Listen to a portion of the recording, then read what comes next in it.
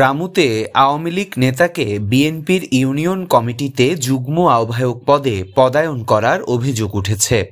এ ঘটনায় নেতাকর্মীদের মাঝে মিশ্র প্রতিক্রিয়া সৃষ্টি হয়েছে। গেল এক মাস আগে রামুর সদর ফতেখারকুল ইউনিয়ন বিএনপির কমিটিতে মোহাম্মদ শাহজাহান ওরফে হপ্পি শাহজাহানকে যুগ্ম আহ্বায়ক করা হয়। সম্প্রতি মোহাম্মদ শাহজাহানের একটি ভিডিও সামাজিক যোগাযোগ মাধ্যম ফেসবুকে ছড়িয়ে পড়েছে। ওই ভিডিওতে দেখা যায় নৌকার পক্ষে প্রচারণা চালাচ্ছেন তিনি। এতে বিএনপির নেতাকর্মীরা ফেসবুকে তীব্র নিন্দা জানান।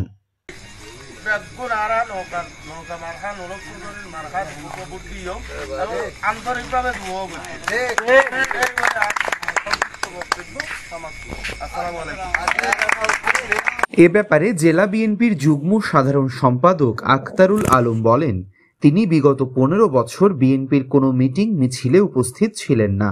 সম্প্রতি তিনি নৌকার পক্ষে নির্বাচনী প্রচারণা চালানোর যেসব ভিডিও ভাইরাল হয়েছে, এতে সাধারণ নেতাকর্মীদের মাঝে মিশ্র প্রতিক্রিয়া সৃষ্টি হয়েছে।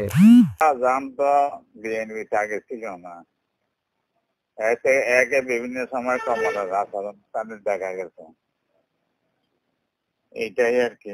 এখন নতুন ভাবে একই নিতে চাচ্ছে, যখন একটা সম্ভাবনা দেখছে বিএনপি ঢুকতে চেষ্টা করছে। অন্যদিকে রামু উপজেলা স্বেচ্ছাসেবক দলের সাবেক সাধারণ সম্পাদক শাহজাহান মিয়াও একই কথা বলেন মোহাম্মদ শাহজাহানের বিরুদ্ধে। শাহজাহান আমার জানা মতে 15 বছরের রাজনীতি কোনো কর্মকাণ্ডে তাকে আমি দেখি নাই। কোনো মিছিল মিটিংয়ে, কোনো সভা সেমিনারে কোনো সম্পৃক্ত ছিল না। উনি বিএনপিতে কোনো ধরনের সম্পৃক্ততা ছিল না আমার জানা নেই। উনি সদ্য বিএনপির ফতেখারকুল ইউনিয়ন কমিটির যুগ্ম আহ্বায়ক হয়েছেন। কীভাবে হয়েছেন সেটাও আমি জানি না। এদিকে এই বিষয়ে মোহাম্মদ শাহজাহান বলেন, গেল কয়েক বছরে বিএনপি করার কারণে কয়েকটি মামলার আসামি হতে হয়েছে তাকে।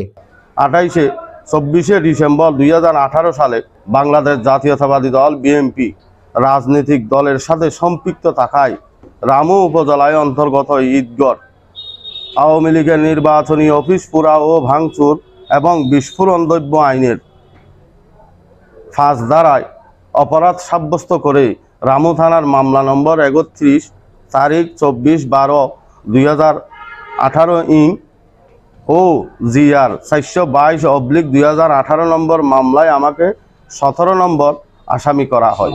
এ ঘটনায় 21 জানুয়ারি বিএনপির ভারপ্রাপ্ত চেয়ারম্যান তারেক রহমান বরাবর একটি লিখিত অভিযোগ দিয়েছেন কক্সবাজার জেলা ছাত্রদল নেতা Mohammadul Haque Jony. News desk, TTN, Cox's Bazar.